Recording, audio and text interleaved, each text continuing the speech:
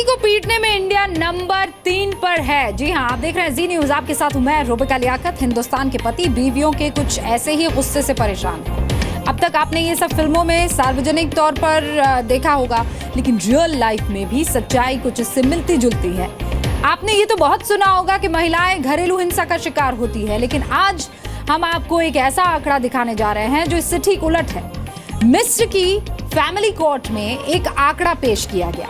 दावा किया गया कि आंकड़ा यूएन की एक स्टडी के आधार पर है। इसके मुताबिक पतियों को पीटने वाली पत्नियों के मामले में भारत 3rd पोजीशन पर है, 3रे नंबर पर। इजिप्ट के अखबारों में छपे एक सर्वे के मुताबिक भारत में पति पिटाई के मामले में भारतीय पत्नियां दुनिया में 3रे नंबर पर आती है। हालांकि इस मामले में बाजी मिस्र ने ही मारी है। पति की पिटाई के मामले में नंबर 1 मिस्र है, 2रे नंबर पर ब्रिटेन है। रिपोर्ट इजिप्ट फैमिली कोर्ट से मिले सबूतों और आंकड़ों के आधार पर तैयार की गई। इस रिपोर्ट से यह भी पता चला है कि पतियों को पीटने के लिए पत्नियां बेलन, बेल्ट, जूते और किचन के दूसरे सामानों का इस्तेमाल करती है।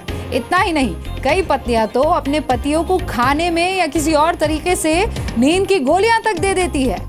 अब ये सारी बातें इजिप्ट यानी मिस्र के फैमिली कोर्ट में पेश एक रिपोर्ट में कही गई है। अगर ये रिपोर्ट सही है, एकदम मान लीजिए, तो सवाल ये कि आखिर महिलाओं को इतना गुस्सा आता क्यों है, या यूं कहें कि इंडिया को गुस्सा क्यों आता है।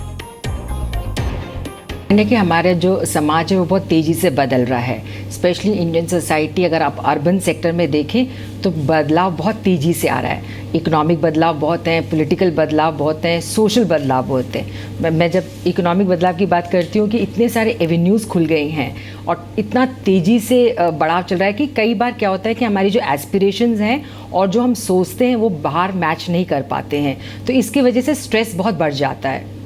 तो इस स्ट्रेस की वजह से ही एग्रेशन बढ़ता है। वर्क प्रेशर, एस्पिरेशंस इतनी बढ़ती जा रही हैं, तो ये सब कारण हैं जिससे कि समाज में ये स्ट्रेस लेवल्स और ये फ्रस्ट्रेशंस बहुत आगे दिखाई देता है।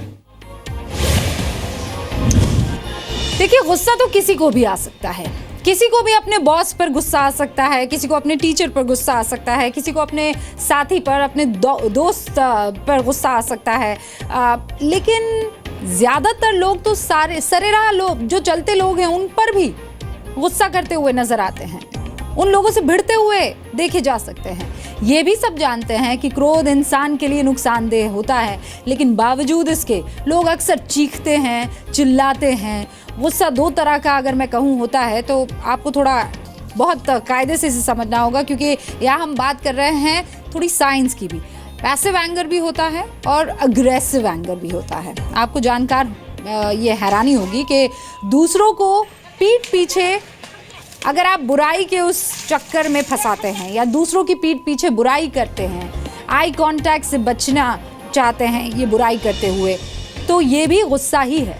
दूसरों को नीचा दिखाने की जो कोशिश है, खुद को साइडलाइन होकर दूसरे को किसी के खिलाफ उकसाना, छोटी छोटी बातों पर नाराज होना, ज्यादा इंपॉर्टेंट चीजों को नजरअंदाज कर देना, तमाम तरह की सनक भी गुस्से का ही एक रूप है।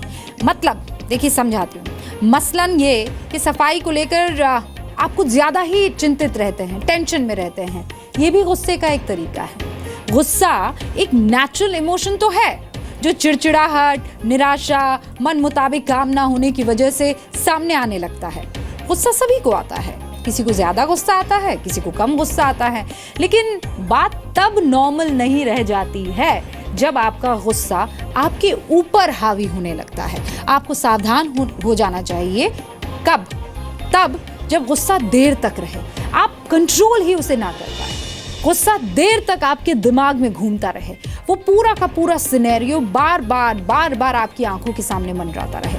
गुस्से में जब आप तोड़फोड़ करने लगे या वो मन आपको करने लगे कि मैं ये तोड़ दूं, मैं फोड़ दूं, गुस्से में खुद को या किसी और को नुकसान पहुंचाने का जब आपको मन करे, तो समझ जाइए कि ये ठीक नहीं है। अब आपको एक फुल स्टॉप लगाना जरूरी है।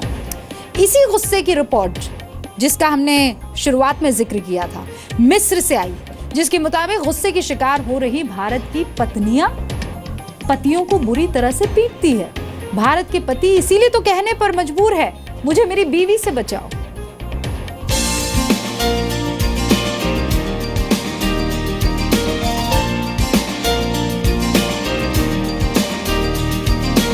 पति की लंबी उम्र के लिए व्रत, उसकी अच्छी सेहत के लिए पूजा, ताकि सलामत रहे उसका सुहाग। लेकिन भारतीय पत्नियों की दूसरी तस्वीर आपको हैरान कर सकती है।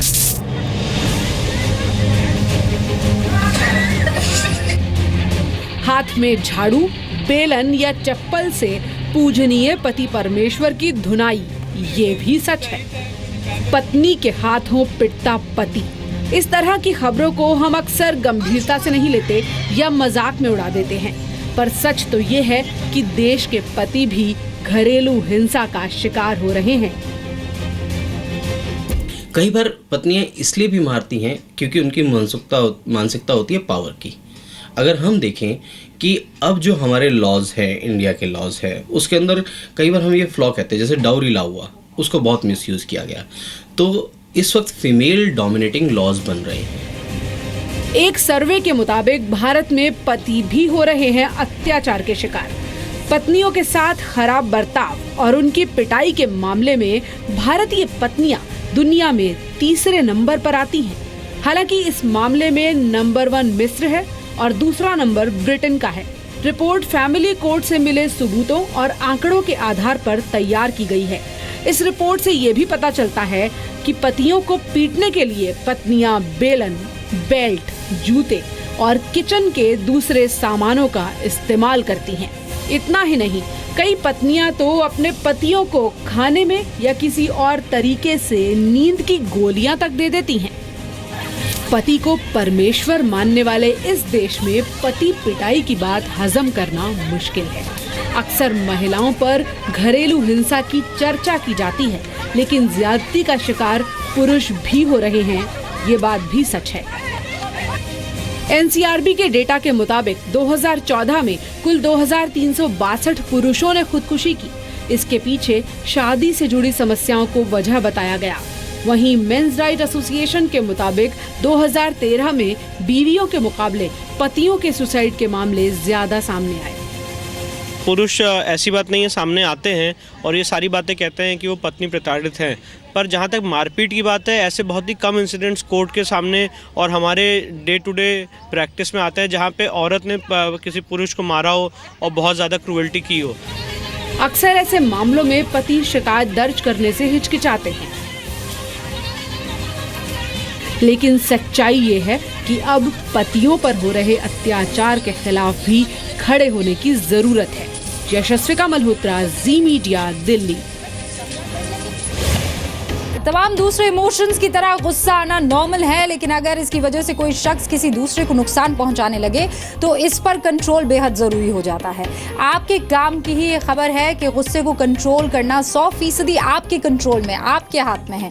गुस्से पर काबू पाने का सबसे बेहतर तरीका ये है कि जब भी आपको गुस्सा आए तो खुद को ऐसे काम में बिजी कर ले जिससे आपको खुशी मिलती है। गाना गाने लगिए, फ़ोन पर किसी से बात करने लगिए, ड्राइव पर चले जाइए, ऐसा कुछ कीजिए जो आपको खुश करता हो। 1 से 10 तक गिनती गिनिए या आप गहरी सांस, डीप ब्रेथ लेकर भी नाराज़गी को नियंत्रित किया जा सकता है। आप कोई मजाकिया फिल्म या कार्टून देख सकते हैं जिससे आपका मूड बदल जाएगा। आप अपना पसंदीदा गाना सुन सकते हैं। गुस्सा आने पर आप कोई पहेली, कोई पजल जो है उसको हल करने का काम शुरू कर सकते हैं। इससे क्या होगा, आपका ध्यान बढ़ जाएगा, आपकी एनर्जी कहीं और डाइवर्ट हो जाएगी। इस वजह से गुस्सा आ रहा हो उसके बारे में तो बिल्कुल सोचिएगा मत, और अगर सोचते हैं तो नज़रिया बदलने की, दूसरे पर्सपेक्टिव से सोचने की कोशिश कीजिए। अगर आप ज्यादा काम के बोझ या तनाव के मारे हैं तो काम से थोड़ा ब्रेक ले लीजिए। दोस्तों और परिवार के साथ थोड़ा वक्त गुजारिए। जिन लोगों और सिचुएशन को आप बदल नहीं सकते उन्हें स्वीकार कर लीजिए। जो आपके अंदर है उसे बदलिए, बाहर वाले को नहीं।